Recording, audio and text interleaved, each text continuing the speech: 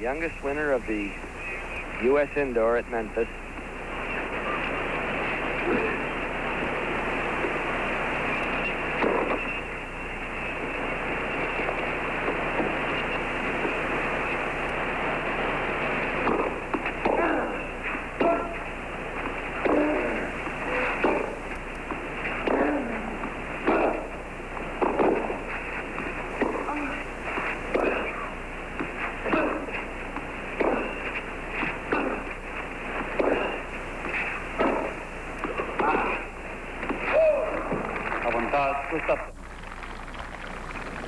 Now this is the longest game of the entire match. And once again, Gustafsson a point away from 3-1 in the third. You know, Andre has played very little tennis on clay. He grew up in Las Vegas. They have no clay courts there, but he's adapted to it very well, and he moves extremely well on this court. Égalité. I think he'll adapt to grass, too. Fifth deuce of this game.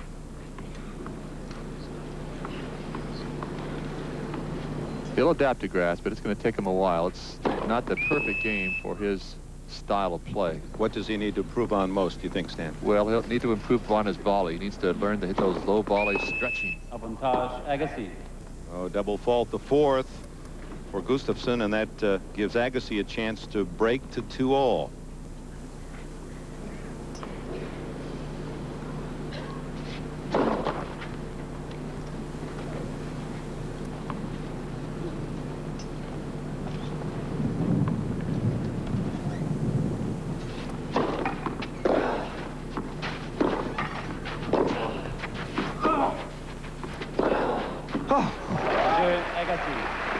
That buggy whip forehand, and the game to Agassi. It's 2-all in the third. Yeah, people love to see athletes enjoy themselves in all sports, and of course Noah brings that to the French crowd, and Agassi is delivering that same charisma wherever he plays.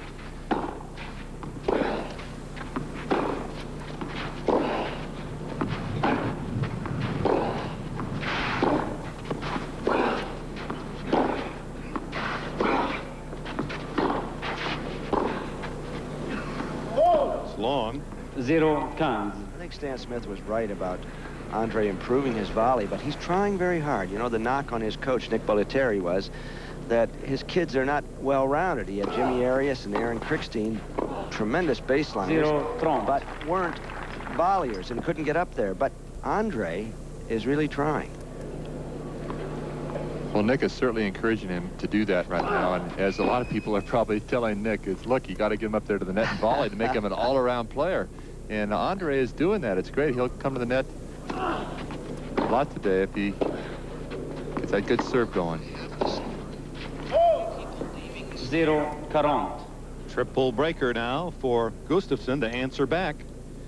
Well, Bollettieri said if he becomes number one Agassi, I won't get any credit, but if he fails, it'll be another Bollettieri flameout.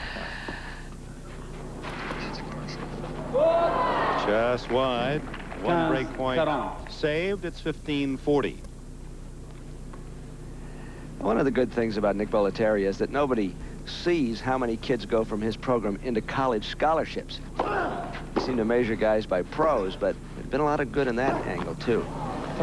See that forehand half volley from the baseline? The ball was by him. He looked like Brooks Robinson stealing a base hit out of left field. He'll do that. He'll volley a ball from the baseline. He'll half volley it. What speedy hands. Now, the defense against that big kick serve is a real deep return cross-court to Andre's backhand. Like there that. It is. And he forces the error and breaks back. Gustafsson now with the lead 3-2 in the third.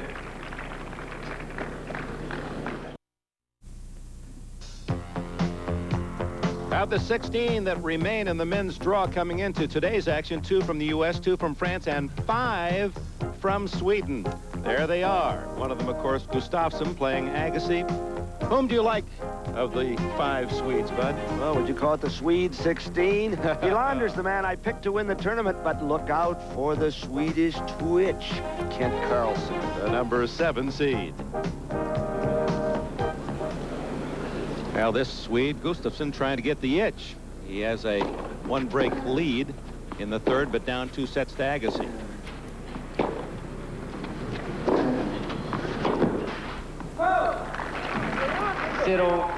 Gustafsson's a pretty straightforward player, but when I mentioned the Swedish twitch, Kent Carlson, you haven't seen anything till you've seen him shake, rumble, roll. The top spin is so perverted. Oh, a little taste of his own medicine. Gustafsson, 15. Oh, I looked up tick, T-I-C, in the dictionary, and it had Kent Carlson's picture by it.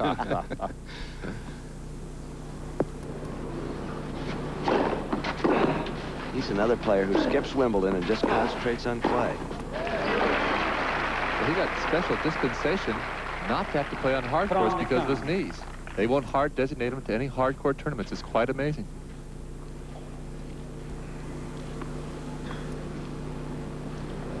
(30-15).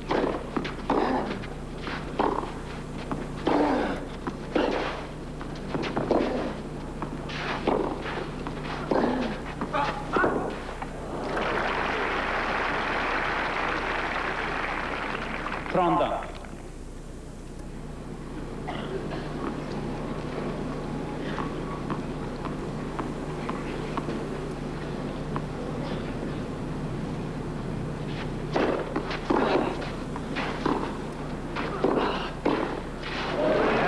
Volley winners by Gustafsson. Very nice approach by Gustafsson. 40-30. Point away from a 4-2 lead. Good slice, cross court. This has worked several times for him in the match, and a solid volley. And the game. Gustafsson leads 4-2 in the third. 4-2. Agassi says things turned around for him in Washington 2 summers ago. He had just turned pro. He was 16. He was losing in first rounds. He lost to a German named Patrick Kunin. He said, I wasn't behaving well. I didn't like the game. I didn't like anything I was doing.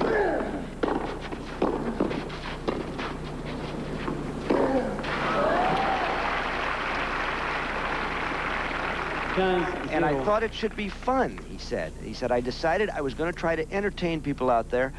I was afraid of losing, he said, and I decided I was just going to play my game, hit the ball, and if I lost, I lost. And if I kept losing, I'd find out that pro tennis wasn't for me. He said, I got a new perspective. He said, I started to improve. I didn't worry about losing, and he said, I beat Pat Cash and Tim Mayotte at Stratton, Vermont, and had a good match with Ivan Lendl, and I was on my way. And how he's risen in the rankings in those 2 years. Well, Bubba, trying to impress upon our young players to really think about development early on in their careers and not worry about winning and losing. And the other thing about Andre that's really great is he's a terrific role model for our young players. He enjoys the game. He's very exciting, but he's not obnoxious on the court. What an upset. Jeu Agassi. Game to Agassi. 4-3 in the third. Gustafsson. Now you hear the young fans in the background. Agassi, as you look at his serving position. And that's been a change, has it not, Stan Smith?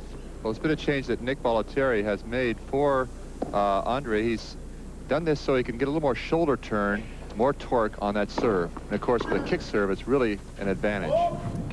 Moving that back leg back a la John McEnroe. That's right. Turns the shoulders. Nick told me to do that. You know what happened, Stan? I fell down. There's a talent factor in there somewhere, but. Oh, yeah. And then you went out on the court.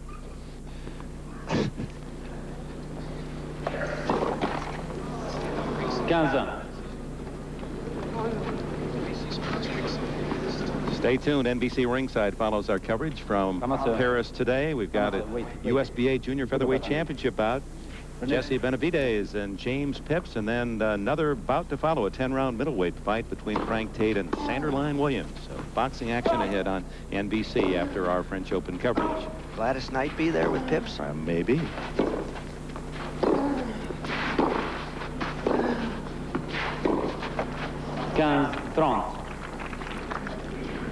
We keep hearing Stan Smith use that personal pronoun, our, O-U-R. We ought to explain that he is now the national coach for the United States Tennis Association and keenly interested in the development of young players. Oh, did you see the action on that ball?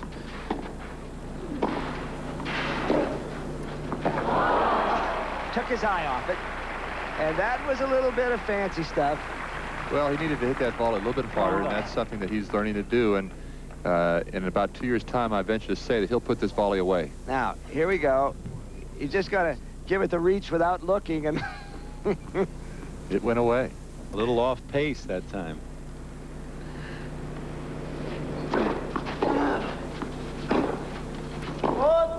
Trente, 40.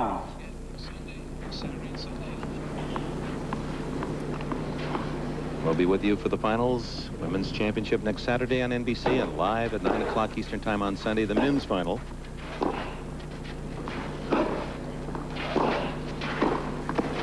good sneak volley by Gustafson. That denies Agassi a chance to break to 4-all. Decides to come up as Andre is watching the ball, and it paid off.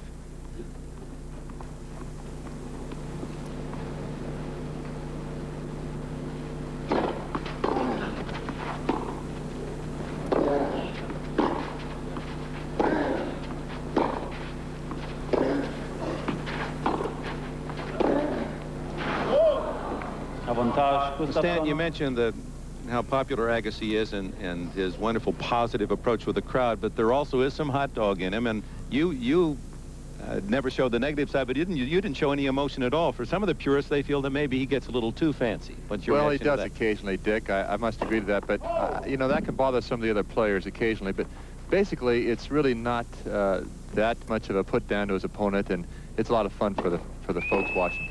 Égalité. When he played the Soviet, Andre Visan, the other day, that was one of the most good-natured matches I've ever seen. This one is and this too. is too. But Visan mugged a little bit as we watch Gustafson serving the double fault. His 6th of the match. I think And- when he comes back and applauds his opponent for their good plays, that kind of makes up for some of the what might be Absolutely called does. showing you up. Dick?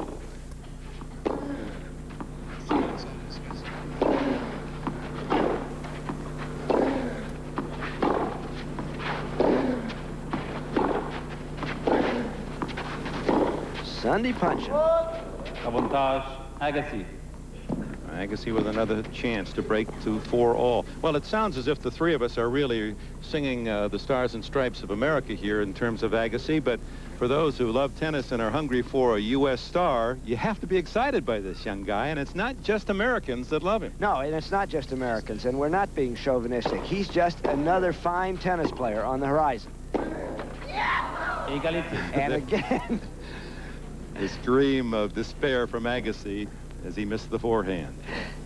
and one of the funniest things of all is that he had to get a special dispensation from the Men's Tennis Council to wear denim shorts. Can you imagine how silly they are worrying about the material of a pair of shorts?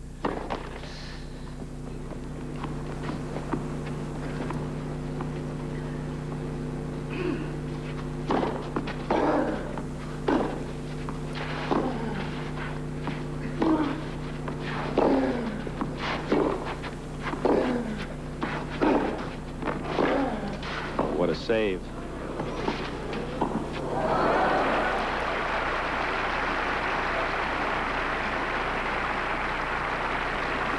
By Andre taking the ball so early, we'll see this approach shot here, and very nice touch by the Swede. It's eyeball to eyeball time. Both up. By Oh. taking the ball so early and half-balling those balls, it's very tough to get Andre out of position. And it's Jim tough to get ready Gustafson. if you're his opponent. So, denying Gustafson Agassi a couple of break Sanchez points, at draw. Gustafson holds. It's 5-3. Andre Agassi, he holds to go 5-4. We rejoin the third set. Petit long, s'il vous plaît. So that was Felices cumpleaños for Emilio Sanchez, celebrating his 23rd birthday today. The Sanchez family, are they doing well in tennis? And younger brother Javier took Patrick Cash to 5 sets earlier in the tournament. 15-0. Here at court 1 with 4,500 packed in solidly to watch this action. And, of course, their favorite is Agassi, especially the younger fans. It's Gustafsson of Sweden trying to hold serve and take the third set. Trond 0. 3 Sanchez's in the tournament. And older sister Marisa played for Pepperdine and is considering going on the Pro Tour. Sanchez will play Mats Wilander, who has also won today in straight sets. Beat Ronald Hajanar in straights in the next round. Wilander and Sanchez. Lendl and McEnroe tomorrow. That might be worth flying over for. Pick up a ticket from a scalper outside the gate. That's the only way you'll get them. It's been sold out for months.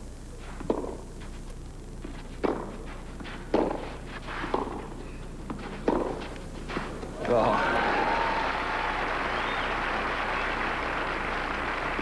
That's the shot that's so dangerous. He takes the ball so early, as we'll see in this replay.